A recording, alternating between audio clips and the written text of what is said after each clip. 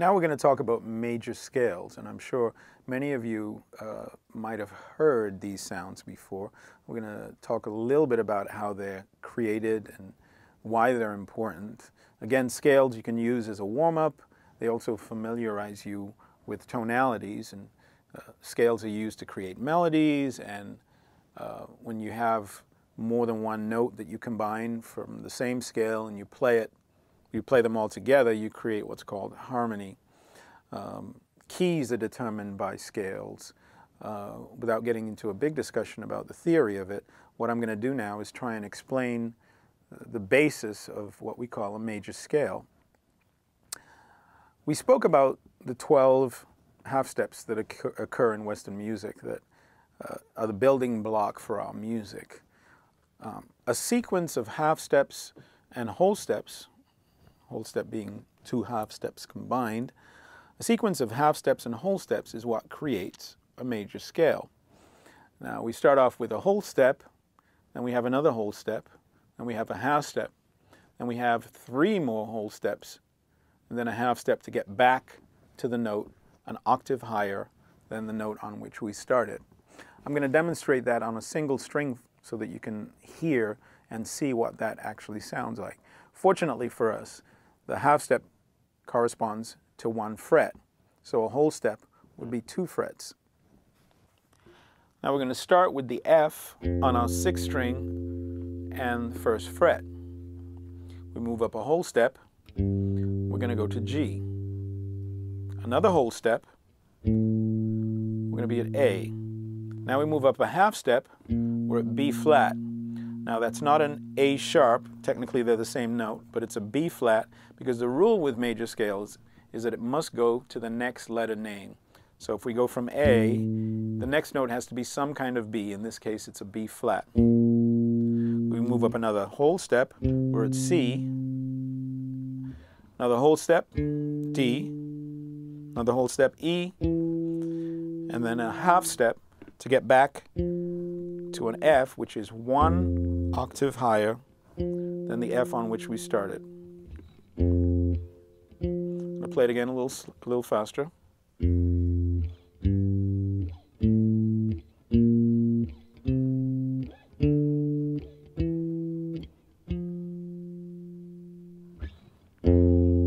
Whole step, whole step, half step, whole step, whole step, whole step, and a half step.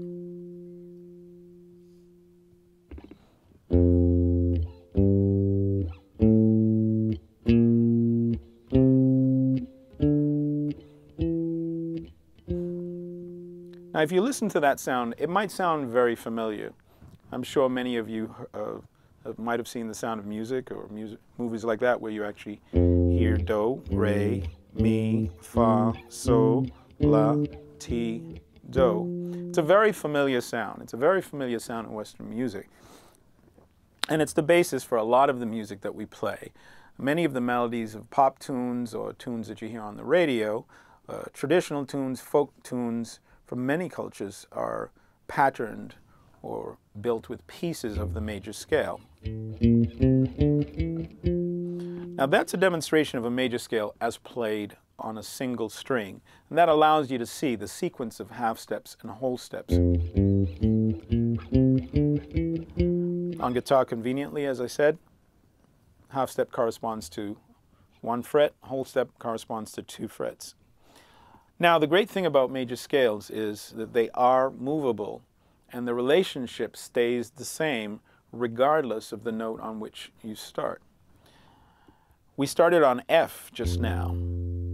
If I were to start on this note, which is a C, on the 5th string, 3rd fret, and I did the same sequence of half steps and whole steps, I would wind up with a C major scale. So now I'm going to start with C right here, and I'm going to do the same sequence, whole step, half step, 3 whole steps, and then another half step. Listen to how this sounds. It sounds pretty much identical with sort of a different starting note. In this case, we call it the root.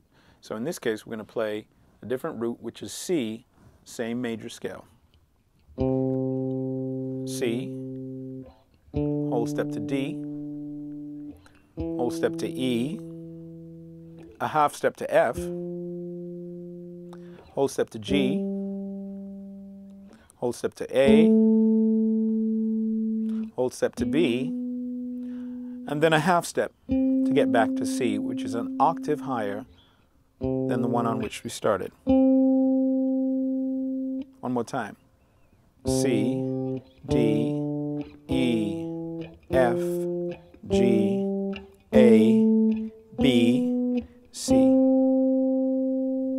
Of course, when we start on a different note, we get a different sequence of letters. In this case, we started with C, and we went through the alphabet till we got the musical alphabet, till we got to another C. C, D, E, F, G, A, B, C. In this case, we didn't have any sharps and flats or any notes in between. Every note that we landed on was a pure letter name. Now, fortunately for us, we have 6 strings on the guitar. That allows us to play things in position. We don't have to climb up on a single string every time we want to play a melody or a scale. It's possible to play a C major scale in position without moving up. It was convenient enough for me to demonstrate the C scale moving up so you can see the sequence of half steps and whole steps. Now I'm going to play a C major scale in position, and I'm going to play it in first position, and we can play some of the same notes that we played going up this way. We can actually play them in position. So we'll start off with C on the 5th string, 3rd fret. We're going to go to an open D, E, F, G, A, B, and we're back at C, which is an octave higher than the C on which we started. Now we're going to do the descending portion of the scale. It's important to do the descending as well as the ascending every time you practice a scale. C, open B, A, open G, F, E, open D, and we're back at C again. One more time.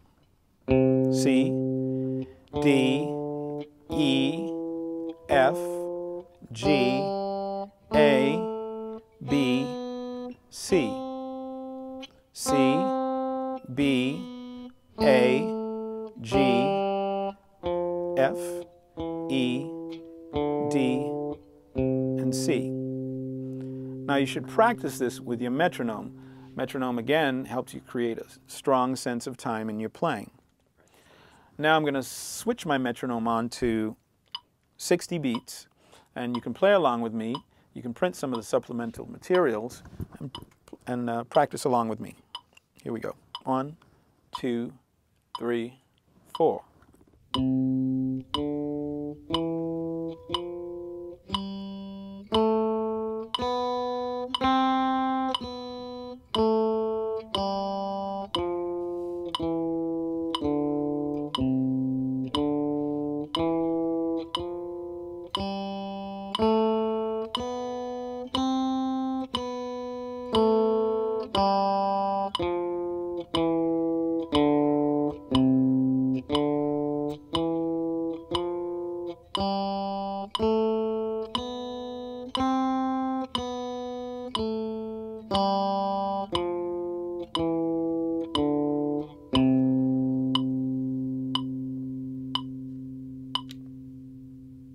That was a C major scale in first position.